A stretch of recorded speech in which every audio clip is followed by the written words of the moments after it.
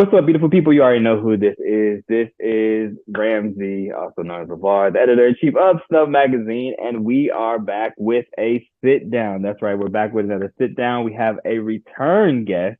I want to say it was almost 2 years. It I was want to almost say, 2 years ago. yeah, 2 years, 2 or 3 years. It was during COVID, wasn't it? During the pandemic? Locked down. Yeah, so it's COVID. So like 3 years now that we look at it. We have a guest here. Like we always do on the sit down, we're gonna let our guests introduce themselves. And I already know who the guest is. So we're gonna let our guests introduce themselves and we're gonna go from there. So go ahead. What's up, everybody? My name is Doug Locke. So great to be with you again. Good to meet all the new people. I'm an artist from Houston, Texas originally. I live in LA now. Musician, actor, and creativity has just always been such a big part of my life. And so I feel so honored that at this iteration, I'm able to express myself through my art so clearly. And honestly, with all the turbulence that is called modern life, having art as an outlet has been such a gift. So that's sort of where I'm coming from. And I'm so excited to be here and to be back. Definitely, definitely. So we're gonna jump right into it. We talked about music the last time. We went into depth of who you were inspired by, and everything. And now we're at the point now the album has dropped. For the album has dropped. Phoenix has dropped, and there's two songs that I've listened to several times. Being one is In a Chokehold. In a chokehold, baby. Yes. And then the other one, I don't want to say it wrong. I know it's beautiful, but I know there's another Beautiful title. love. Beautiful love. Yeah. So I listen to those two. I'm the type of person. I'm bad at like song titles. I will make up my own song titles. If it I has love it. certain main, if it Don't has lose on certain, it. yeah. And it's like I can't find that song. What song is that? You So know the I one that goes like, right, and then I have to turn around and have to like either tell Alexa or Siri, whichever one's in front of me, be like, "What's the name of that song that I'm listening to right now?" But yeah, yeah. So let's jump right into it. So tell us, we can tell what's been going on because, like I said, it's yeah, yeah, been yeah. 3 years. And then we can talk about the album. Well, I love that those two songs have sort of jumped out to you because those are two of my favorites. I mean, in some ways, to call one a favorite feels like they're all my children. So it's like I Right. guess I shouldn't have favorites. But starting with In a Chokehold was sort of my reaction to the 2/3 years since we last spoke because Mm, I felt like, when we last spoke, I think I just written and recorded the song Why. And we were in just such a period of transition yeah. between the murder of George Floyd, between COVID lockdown and the global pandemic, between everything that was coming at us left, right, political unrest, everything that was happening. Right. And I needed to speak to that.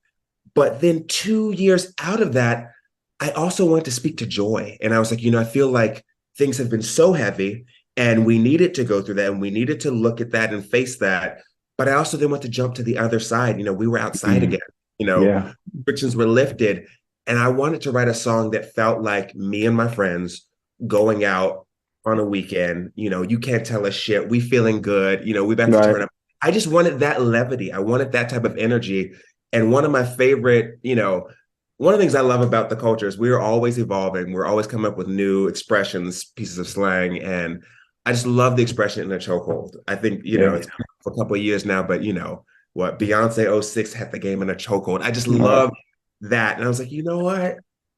I want to use that. And I Right. had been inspired by what was happening with dance music, with sort of the resurgence of house music. It's really fun because Beyonce's new album Renaissance wasn't out yet. So she had dropped Break My Soul, and Drake had dropped Text Go Green. So I knew there was Mm-hmm. sort of a movement towards house, but it was really fun to just sort of go in the studio, have fun, talk my shit, and then also kind of feel like I was part of this cultural conversation that was happening in music, and to find that some of the turns of phrase that I'm using, are other things that the other artists who I admire were using as well. So that one was a Right. really special one. Yeah, it's funny because I'm a type person too. Whenever I hear a certain song, I like to think I don't know, I like to put it into like soundtracks of movies or TV shows because that's just how my brain works. I'm a creative as Yeah, well, so I just sit there. visual. Yeah, so I'm just in that moment. So when I first heard it, I was like, this sounds like one of those songs that like when you were talking about house music and everything like that, but it crosses over different culture lines. You know what I'm saying? And I think sometimes when people make music, they don't understand. I see this all the time. I like to read the comments. Yeah. I'm a comment person. Like I'll watch these clips and then I'll click on the comments. Either I want to laugh because I know someone's gonna say something that's gonna have me dying laughing, or then someone's gonna say something that makes me think, or it's gonna make me angry. Just you have so many feelings that come Discourse. out of it. Yeah. And so but when I heard it, it was funny because I started another season. Well, not another season, but I'm catching up on previous seasons of the show Charmed. And for Yes. some reason, that song, I was like, that would have been like a perfect fit in for this episode. It's funny because it's just like that. But I do that with music often. I like Yeah. to look at it because I think that some people, when they just think about music, they just think, oh, automatically it's just in my ear. It's not just, oh, it can be in films. It can be a backdrop to tell my story. It can Yeah. be used in commercials. People don't start past those things. They stick to one thing of what, oh, this is Right. my Just the music. audio stimulation. But it's like, and that's what I love about music and about sound is I think sound and smell are the strongest sense memories that can trigger something. I can hear a song that, I last heard in 1995, and all of a sudden I'm back Remember on the things. playground, unlocking memories I didn't even know were there. Yeah. Yeah. And that's what it was doing for me. So that I like that. Like throughout the whole album. And I'm starting to think that's more cliche that I say it, but I like albums that have a storyline to it Yeah. and has a movement to it. I hate albums that I gotta skip through and just be like, next, next. All right, cool. It'll grow on me. But it just tells a story. There's the fast part. There's a slow time. It takes you on an actual journey, and that's what music does. So I just had to jump on that part on that one. Thank you. I really appreciate it. And I love your references. I remember Charmed. I used to love Buffy. Yeah, Yeah, so I love that sort of supernatural sci-fi yeah, action, you yeah. know. So when you did the album, it took you a while to, people don't understand the length of time that comes into an album. I think people, we see this all the time. Again, I'm going back to the comment section. We see Beyonce. We're going to use her for instance. We Yeah. see she put out an album and then she did a world tour. But people are still in there. You owe us. You owe us. You owe You us the owe us visual. a The visual. visual. And it's like, people, do you understand? This woman is coming out every day in different outfits. She's dancing her butt off. And she gave you an album that you guys are still playing a year later A on. year later. And she's still touring, and you still complaining about, oh, we need this, this, this. She's giving you literally every single time something. So my thought process, I think people don't understand the backdrop of how music works. And I kind of want you to touch on that about being even your album, because we saw the length of time that it did take for your album to get to that point. And when Yeah. did you know it's ready? Because a lot of people think that, oh, when you listen to music, sometimes now it's like, this doesn't even sound like music no more. It just sounds like somebody's making gibberish. Like, what is this? Yeah, you're right. I'm an artist, like, Yeah, so yeah. what was the Okay, mindset when I'm you went to so the excited to speak to booth? this. I think that process is such an important word and thing because everything is a process. Right. When I was a kid growing up, when you were doing your math, they'd say, show your work. To work. Yep. However, when it comes to the process, I don't want to see the work like just because I have an idea in a session and we do a demo doesn't mean I'm ready to throw that out and let that be my next single and like let's go go go. That might be the way some people choose to work, but for me, I want to be holding this thing close to the chest with my collaborators, really thinking over it on it, pouring over every sound, every word, every lyric, every melody, because for me, it's like a snapshot. So this album took about 3 years to create because first and foremost, I'm independent, Right. which is something that I'm actually very proud of because every dollar I spend, I made. And so while maybe I'm not able to move at the pace of Beyonce, who is an icon and a legend and deserves everything she has, I'm still very proud of every time I show up to bat, it's because I got out of bed, I hustled, I showed up and did it. And so with that comes a little not even limitation, but I'll say this. A friend of mine told me this when I think we were working on a music video a couple of years ago, and this really stayed with me. Good, fast, cheap. You can only have two. So it can be good, fast, but it ain't gonna be cheap. Right. Fast and good, but it's not going to be. Oh, wait, that's the same thing. You know what I mean? Right. Yeah. Fast and cheap, but it's not going to be good. And Right. so with that, time has been my friend, because I have the budget that I have, and I have the quality control that's important to me. And also it allowed the project to evolve. When I first started this project, it had a different title. It was going to be called Full Moon. The world changed as I was writing this, and I changed with it. And Right. because I was able to sort of sit with myself and really meditate on when it felt right and when I felt like I had something to say to put into the world, I then was able to have this diverse story where I'm able to talk about different things, different topics, different sounds that I've been exposed to or been jamming in during this time. And, timing is everything. And I think that my baby was born at the right time. Right. And it goes with it. I mean, like you said, you had originally, you said you was talking about your album was going to be Full Moon, and you changed it to Phoenix. I mean, that's what Phoenix basically does. It rises to the occasion at the moment, That's it. That's it. And that's exactly how I felt, because I felt like coming out of the years of 2020, 21, 22, having life change so much across the world. I don't care who you were in the world, everyone felt that. I wanted to speak to that resilience, that hope of the human spirit, and the fact that after all this shift and change, we're going to come back stronger, brighter, like a phoenix. And then also, I guess the side note is also, I'm a big X-Men nerd. So I just, the Phoenix reference with X-Men as well was tied in there as well. But that was sort of my process. And there's no way I could have jumped the gun. Like in 2020, I couldn't have created Phoenix. I needed to go through that journey. And that's good that you touched on that, because I think people, like you even mentioned, people jump automatically and say, "Oh, this is done," and they don't know. Like there's sometimes when we look at covers or something, and I'm like, "Yeah, it's finished," but then a day before I look at it again, and I'm like, "This is not the one. Like this is not the one. Let me go back through." And people don't understand that everything in life is a process. It may not be the process that we want, but that's the process that's ordained to us, Yeah. and some people don't get that. They think that, oh, everything, we're in a society now that everything has to be like this. Instant gratification. And I started to catch myself, because I'm an Amazon person. I really am. And when it comes up on Amazon and it says it can be here today, I'm gonna click that button. But I noticed that, even when I do other things in life, it's like I'm sitting there and I'm like, oh, I need this to be done by tomorrow. I need this done by this. And it's never a time of where you let it, when you cook something, you let it marinate. It tastes better when you do that, And I think sometimes when you let something sit and marinate your work, and you keep on going back to it, and you remember certain things, or even play music while you're doing it, or change your environment when you're sitting in that room. You don't always. I know one of my friends that write music, they don't always be all the time in the studio. Sometimes they're outside, they're writing right there, they're looking around, they're seeing pieces, they're adding it into it to be inspired by certain things that goes along with their life. And some people, again, they just jump the gun and be like, oh, well, I gotta get 2,000 likes tonight by this and this time. Let me hurry up and just drop something. And then you see something, you're like, why did they drop this? Like, why? What's the purpose? And in many ways, I blame a societal shift that I don't think is natural to us as human beings, but we're moving to this place where we think that the numbers, the metrics equate value, but numbers can be cooked. Numbers,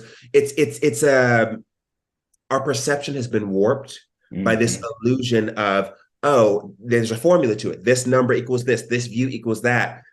But when you pause and zoom out, at least for me, in my process, the most impactful work that I've made that felt the truest to me, and I think actually meant something to someone else, is the stuff that it wasn't written, or the concept didn't come from like, oh, this is going to kill online. This is going to get a bunch of calls. It came from, I have something to say that feels real to me.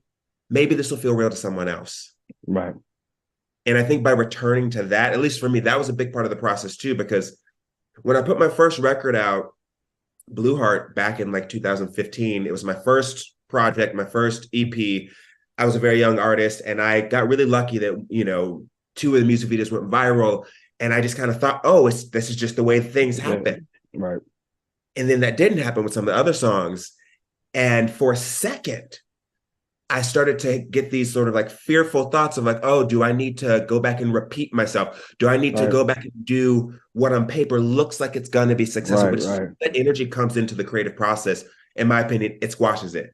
Yeah. And, you can try and chase that as much as you want. And I've been in sessions where, you try and pull up the hottest songs on Spotify and try and do something that sounds kind of like that. By the time yours is out, A, music will have moved on. B, it's not coming from an authentic place. So people might be like, oh, it sounds kind of cool, but it's not going to make them feel it. Yeah.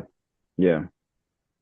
And what other songs to you are like, you have how do I want to put it? What other songs to you are, I don't want to say your babies, but you already said two were your favorites, like the ones we Yeah, talked about. yeah. But what other songs you're like, what?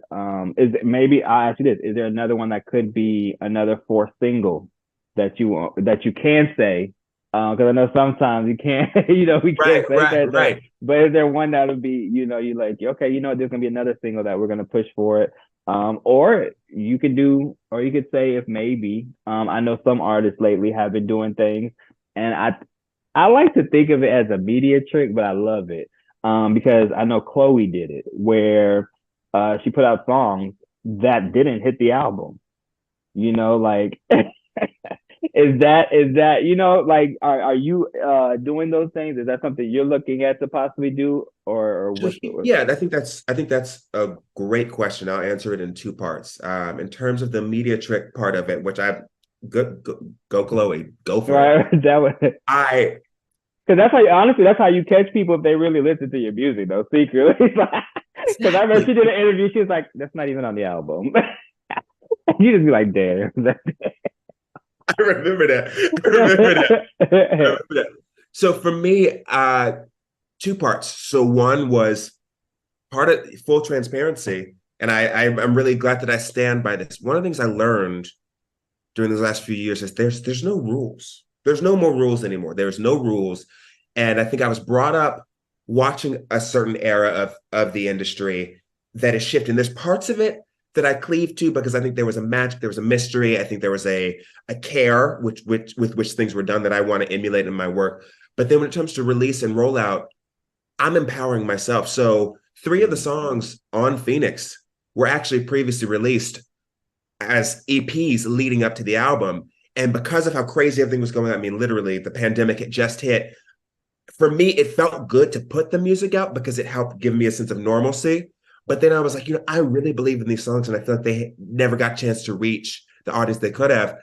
They still fit. I'm going to bundle them back in. And that was a choice that, if I was going by a sense of rules, oh, it's already out. Who cares? It fits this journey. So that was really a great fun thing. Like my song Black Travolta, I still want to revisit and do a video for. I think it's so much fun to talk about cross genre. It's country, it's disco, right. it's fusion, it's funky. But then in terms of like babies, favorite songs, I think 2 others that I have to talk about. One would be my song. Well, I guess it's my Precious song. It's called Precious, and I wrote it for my grandmother. She passed away last November, and as her health was declining, I just was thinking about who she was in my life and how much of a loving matriarch she was of the family, and how much she lifted me up, and how much her love meant to me. And so I wanted to just honor her by writing a song for her. And I think honestly, one of the greatest joys of my life was that I was able to complete the song before she passed. And I would call her in the months leading up, counting down the days. I'd say, hey, I'm coming to see you in 4 weeks. I got a surprise for you. I'm coming in 3 weeks. I'm coming in 14 days. I'm coming in 7. I'm coming in 3 days. And then I showed up, played the song for her, got to see her every day. She asked for the song. And it was just a special goodbye moment where I was able to show her what she meant to me through art. And that is a memory that I'm just forever grateful for. So that song will always be special for me. And that's, again, a song that I wrote for her, for me. But when people have heard it, people can relate to that type of love, be it a grandparent, be it a parent, be it, another loved one. And so that was really special for me. And I think the other one that I would say I definitely see myself doing more with, let's talk about how it's not linear and it's a process. I have a song called Monster, which Monster's It's the last song, right? The last song on the that's the last song. So Monster was a beautiful accent. Monster wasn't even supposed to be on the album. I wrote it. It's the oldest song. I wrote it in the studio, had a little tequila, something channeled through me.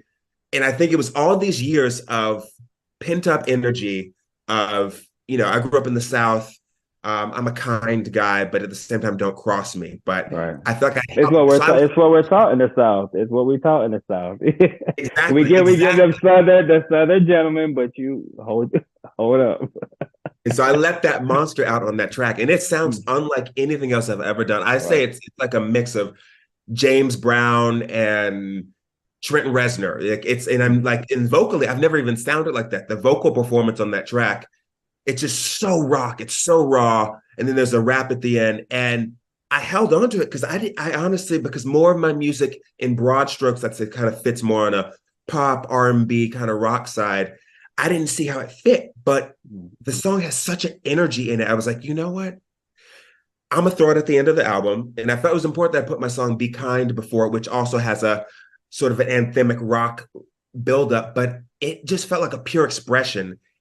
And the thing is, again, because it came from just somewhere pure, it is the song that when people hear it, people are like, whoa, like, what is that? Where did that come from? I played a show at the Viper Room. I did an album release show, closed the show with that song. I surprised it. I didn't even know. I was like, I had my band learn it. I was like, are we going to do it? We did it, and it shut shit down. It was such a moment that I know there's something there. So I think a visual for that might be the next thing that I pursue. Definitely. Going back to the previous song, Precious. I think that the other thing people sometimes, we talk about life's journey and everything that happens. But you also had your blessing on it as well. Like, your grandmother was like, yeah, that's it. Like, I'm giving you that blessing. Yeah. And I don't think people understand that, like, for our community, I'm big on, I think we've talked about this before. I'm big on being spiritual. And I think a lot of people don't understand that certain things are from the pipeline. It's sent down all the way down to who's next. You know what I'm saying? And I say the same thing all the time for me. Like, whenever I decide to have kids, like, I want them to have that creative, the arts we're seeing it leave in the school systems, which is crazy. But at the same time, where there's some of us that are still like babying it and trying to get it, back in those areas. So for her to give you that blessing and be like, yes, this is, let me hear it again. Let me hear it again. It just, it just gives a moment on that, because some people don't have those opportunities to get those type of blessings, Yeah. But that's a dope thing to say, and to lead into what I was going to ask you next. When you do visuals, some people, again, they get in, they're like, oh, I want this. But I've seen two or three of your visuals. I've seen Why. Mm-hmm. And then I've seen, I don't want to mess up, I told you I'm not good with names. All good. You was at a pool. Temptation. That was a quarantine video that I did. Yes, I remember that one. And then you did like a sort of like a Tiny Desk 2 type vibe too, didn't you? Yeah. Okay, yes. So I've seen those ones. So what type of vibe, if you can say, what type of vibe do you want the album to be? Because sometimes when we see artists come to, you have the artists that, again, like I said, they tell the story. They tell stories throughout their videos, or it ends off a certain way, and then the next video that comes out repeats that story, but it's a whole different song. But what route do you want to go with your visuals when you do those things? Yeah, I think that's a great question. It's something that's evolved for me over time, because visuals have always been a big part of my work. And I think part of my early success was because of the music videos. Because I'm an actor as well, I'm very much a visual storyteller. And I think the music video is a dying art form. So I've always loved it. And it's been really interesting for me to sort of adapt and see it lose some of its social currency in terms of it being a tool to make, because basically, back in 2015, two of my videos went viral. This was back when things could go viral organically. I didn't have to pay to boost a post. People liked it. They shared it. We got over 1.5 million views. Like, it just went that route. Yeah. Whereas now it's a very different thing. And now with the current versions of social media, TikTok, Instagram, shorter and shorter form content is being prioritized. And in the beginning, I was very resistant. Now what I'm figuring out is in the ecosystem that is Phoenix, where different things live. So it's like, for instance, why need it was a narrative video. I really wanted to have a beautiful, polished look. That's what that wanted that to be. I want the same thing for Monster. I want it to be cinematic. I have a really great director named Tamsin Brown who wants to work on it with me. And so that I know I want to go that route for that. But another thing for me is one of my strengths is I love performing live. And so using that performance energy. So A, I'm playing out a lot. B, I'm recording. I'm collecting so much footage. So like for in a chokehold, I could very much see that visual being a hybrid of live footage and some, polished bits to fill it out. Because I'm also trying to work with the process, and not everything has to be disjointed and separate. And I'm like, actually, if my life right now is about playing shows at the Viper Room, I have a new showcase that I'm building. I want the visuals of this era to feel like what my life was during this time. Right. And in some ways, it kind of takes the pressure off of me to realize that, okay, I trust that I have the artistic eye and the visual sense and the trusted collaborators I work with, that I don't care if it's with zero budget and an iPhone, the concept is going to be strong. I will polish it up and it's going to be effective. And so that piece of it being effective is the thing that I think has really helped me move to this next phase as an independent artist, because as, real talk, as economically things are shifting, we are moving into recession. There's also this side of me that has to be aware of the return on investment. And again, I never thought I was going to be the business guy talking about return on investment, but at the same time, I am my business. So it's that balance of course, I mean, if I could, I would do a cinematic video for every track on that album. And I love keeping that as the goal, something to reach towards. But if it ends up being a hybrid where it's a couple like that, but then I have another creative way of creating a third dimension for the visuals with the songs in some other way, go with it. Good. Yeah. And something big that came out of that point, I think people need to understand that you have to invest and believe in yourself before you think other people would do it. Some people be like, oh, I have this product. And then I use me, for example. Some people talk to our publication and they'll say, oh, I want to do this with you all. And it's like, it sounds great. Like, it sounds good, Yeah. But then when I say, okay, well, send this, it's like, oh, I don't have those things, or I don't. But you didn't. That was the basic. You forgot the basic part, and you just jumped to this, which makes me think like you just want to just skyrocket immediately. You just want that instant gratification, instant movement, and for you to to look at things and to, one, like you said, you're investing in yourself, you're trusting the process of whatever process that is supposed to happen is going to happen in its due time. And I think that that's important. Just because, like I said, you believe in yourself, and when you get in front of other people, it shows. When you get in front of when you're standing there, we can do an interview right now and you could put out dope music, but then you can get on the stage and just everybody be like, that's not the person I heard on the album. I could feel the difference. You know what I'm saying? Yeah. And we've seen that throughout music. We've seen it while COVID happened. We've seen some big artists that have hit depression or whatever it is. And there's certain things that do happen behind the scenes, but when they get on stage, that could be, that part. But then you do also have those ones that, oh, they'll kill it on a track. They can do an interview, but when it's time for them to be in a live performance, you just sitting there like, this is going left. You know what I'm saying? There's no work. There's no work that's put into it. So for you to sit there and go through the steps and actually, I'll just say this all the time, artist development isn't there no more. You don't see artist development no more. Yeah. So you're doing it yourself right now by, like I said, check marking off of those things. They're like, okay, well, I know this is my ultimate goal, that I want to have visuals for the complete album, but I know realistically, this is where I'm at. This is what I can get, but I know that I can maximize that. Some people don't even understand that. I'll use this for example. Some people don't understand that some of these big subscription channels will use Netflix for some of these movies were shot on the iPhone. Come on. And people think all the time that, oh, I have to have these cameras all around me. I have to have this. It's all in the editing. It's only in the editing. And stop thinking that you have to edit it. Hand it off to somebody else and let their mind go. Collaboration. Exactly. Everybody know what you can hold. Exactly. And know it's time to consult. Because I think that's the beautiful thing about this work is it's so beautifully collaborative.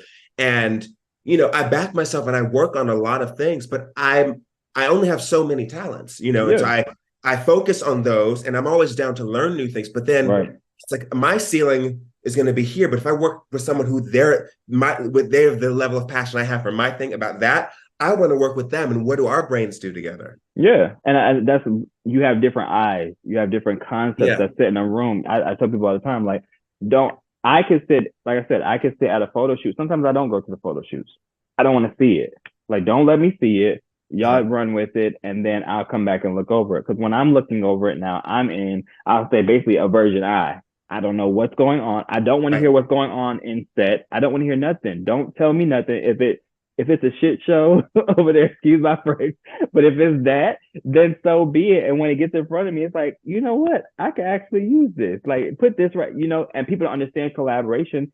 And by you being your own boss, sometimes you have to let go of the reins, of how things are going. And I'm used, for instance, I'm gonna go back to her, just watching this tour with Beyonce. I like that. Well, you went to go see it. I'm gonna see the last show, so you're lucky. I saw your look at everything. I was like, oh, you wasn't playing with the people. But just seeing, I think what I like so much about this tour is that you get to see something authentic. Like, we've seen authentic with her, but this time you get to see the wardrobe mess up. You get to see the facial expressions of her. You don't see a perfect person. You see a downright individual that's in front of you, and it's hilarious to see it. But then it's like, okay, you're actual person. You're real with us. But it also, for artists, it also shows that at the end of the day, no matter what, you don't know what's going to happen on stage. But improvise, make something happen. Step in. Don't just, oh, I'm gonna walk off the stage because it didn't happen. No, there's people around you. The way that she has set up her team to know if a wardrobe malfunction happens. It's like poetry in motion. Yeah, it's like they have a connection with each other, and that's how it should be with your team. But some people have this thing where they just want to have their hands on everything. When you release everything, it's just like it moves. It moves by itself, and whatever happens, happens. I say it all the time, I tell you, okay, so you're jogging my memory. So I've been playing a couple shows at the Viper Room in LA, which has been great. Such an honor, just such a legendary venue. So we're doing my album release show. And again, there's been a lot of pressure building up to it in the best way, because I'm so excited. I've invited the world. We've sold out the show. And about, was like 2-3 songs in, my inner monitors, which are wired, get tangled up in my double necklaces. All of a sudden, it's a fight between me and all my technology. And I'm trying to, work through the show. And it was one of those moments where I felt so supported because my band could see what was going on. So they knew to kind of vamp a little bit. B, my friend Tamsin, who was filming, knew at a certain point to jump up to help me. But it also, I think that because it happened so early, it was that reminder of no matter, and because I'm someone who likes to prepare, I like to rehearse, I like to, put my time in, but no matter how much there's that unknown element. So then I was like, okay, throw out what I know, trust what I've worked on. Right. And I think because of that, it actually made me want to perform harder, because I was like, because things aren't going right. I literally felt like I died on that stage that night. And that's the feeling I always want to have, knowing that something can always, and I think that the lesson I've learned, because now that, again, since we're outside again, I've been playing a lot of shows, which is my happy place. And I played WeHo Pride back in June. And very similarly, I got really, really sick. Like the week before, I lost my voice, like up until like an hour before the show. I think that's our initiation thing into the industry. I think it's always like every time either something goes left or you get sick. Something. But it ended up being one of the best shows I've played. Again, because I was like, all I can do is accept where I'm at right now. Somehow my voice came back. So for that 30-minute set, my voice was back. And I just gave my all. And I think that something unlocked in me, because I think that was the moment when I realized I trust my process. I'm always a work in progress. So I'm never going to be perfect, but I'm going to strive to be the most perfect version of myself I can be. But then also making that room for that magic and for that error. And when something goes wrong, I now trust the people I have around me and myself to adapt. And so it's so inspiring to then see someone at Beyonce's level, who we've seen so polished, so perfect all the time. I agree with you, to see that human element. I'm like, you know what? Nothing changes. I don't care how many dollars are in the bank. I don't care how many eyes are on you. The experience is the same. It's just magnified. Yeah. And there's something, I think, very beautiful and inspiring, I think, to all of us about that.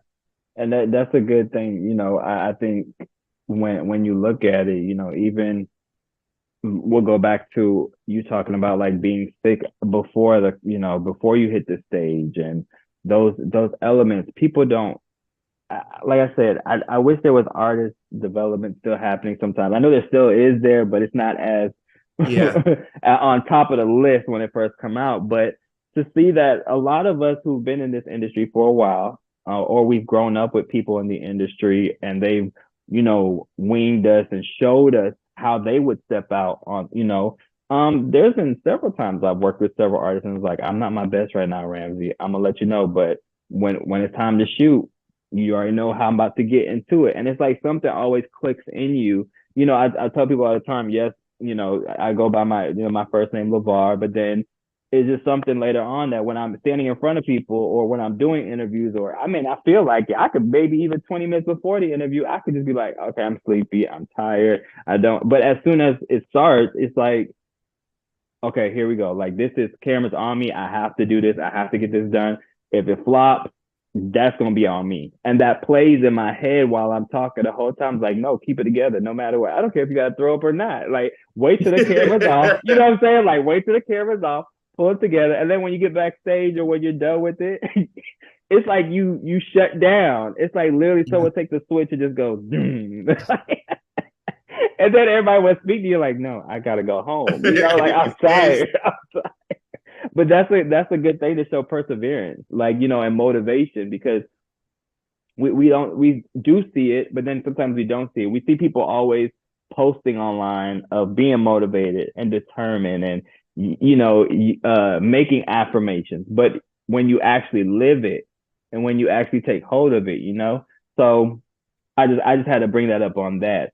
What's next for you? What's next for your artistry?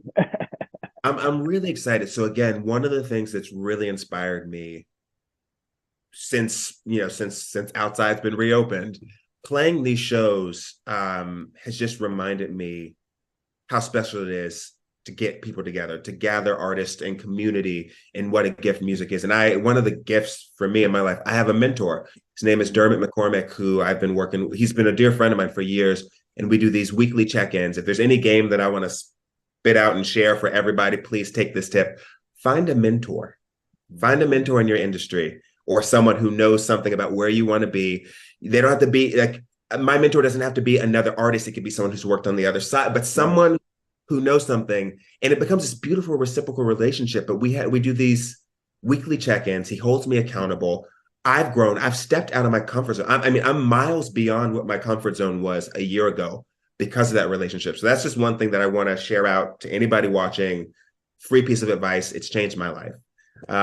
But as to what's next for me, playing shows, building community has been important to me. So I'm actually launching my own entertainment experience. It's called Doug Locke's Rock and Roll Cabaret. I've partnered with Hotel Ziggy. It's on the Sunset Strip in Los Angeles. We have an amazing vodka sponsor, Neft Vodka, and it's a once a month live music experience. So we've got DJs. I'll be performing. I've got guest artists. We'll have specialty acts, dancers, and it's something that I wanted to put together to create a standing opportunity, to showcase new music. So that's the beautiful thing about being a creative, is I know so many talented people who I want to do something with, or I want people to know their work, or maybe we'll sing a duet together. It just felt empowering to not feel like I needed to wait for someone to book me on something or get booked. I was like, I want to create my own, because also I trust myself as an ambassador of taste, as a curator, as someone who can gather people and create a good time. So that's something that I've been quietly working on for the last few months. And we're actually launching next week on Thursday, September 21st.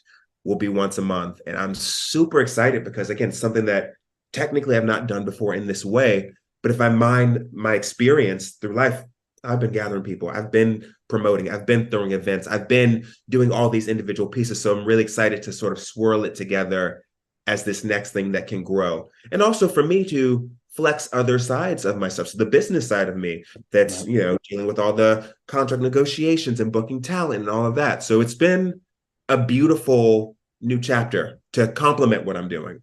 Definitely. And it'll be a full circle moment, you know what I'm saying, for you, because not only that, you're helping, some people don't understand when you collaborate with other people, when you work with other people, you never know what doors can open up for them. You know what I'm saying? There may be an artist who may soar higher at, go past, where you're at right now, but then turn around and be like, you know what? Come up here with me. Like, and people forget those moments, but that's a good feeling. You know what I'm saying? Like that's humanity. That's a piece that we sometimes leave out, the humanity side of it, of just say, you know what? I'm going to open up doors that haven't been open to me. Now, by me giving back to my community, and taking hold of and bringing the arts a certain way, who knows what can happen? You know what I'm saying? Or that becomes the item that it becomes your baby, of course, and just lifts you up accordingly. Right. It's like, who knows? And so I'm really excited to be sort of stepping into the unknown a little bit. But at the same time, I feel so supported. And maybe it's my grandmother just sending that love back to me. But like, I just feel a sense of certainty. It's unknown, but I'm certain that I'm going to show up. I'm certain in the incredible people I'm collaborating with. And I'm excited. I'm really excited about that. Definitely. Well, you know what we do on the sit down? We're going to go to those 3 questions. They may have changed for you, the last 3 questions. What are 3 words? Because it could possibly have changed. What are 3 words? I'm gonna switch it up. Let's switch it up. What are 3 words that best describe who you are this year and in this moment? 3 words that best describe who I am this year in this moment. Fearless, determined,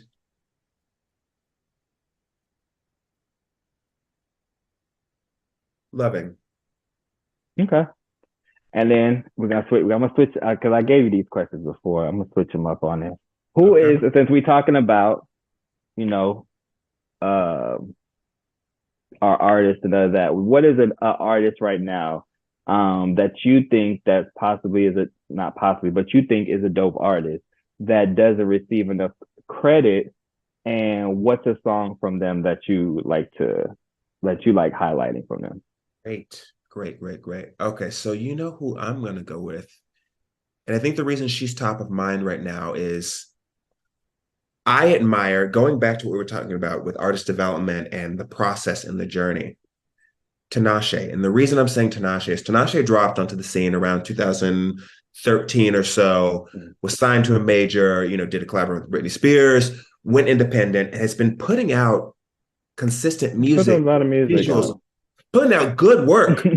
Years. Like, I loved her last 2 albums, 333, Songs About You. And now she's just signed with Nice Life, who rep Lizzo and everybody else. And so that to me is actually in some ways more inspiring than someone who may have had the quintessential sign to a major arc like this, which just goes up, up, up, up, up. To see that determination and her continuing to sort of push through like that, really, and maybe it's because of at the level that I'm at right now, it's that grind. It's the same reason that I'm also a huge fan of Kelly Rowland, is that, Kelly's great. I love Kelly. Love Kelly. But I really love to see it. I love to see it, and I find it really inspiring. And in terms of Tinashe songs, there's so many great ones. I'm gonna go with X, which is off of the 333 album. It's sexy, it's vibey. There's a cool music video.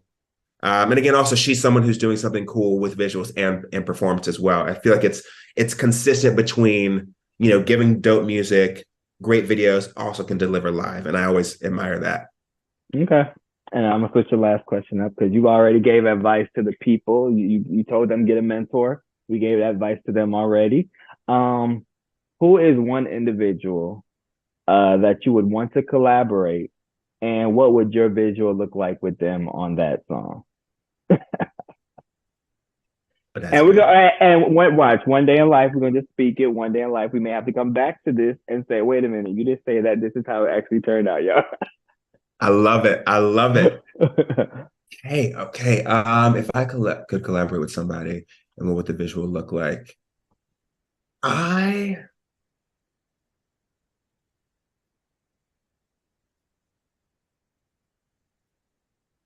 you know what? I'd say Lil Nas X. Okay, I could see that.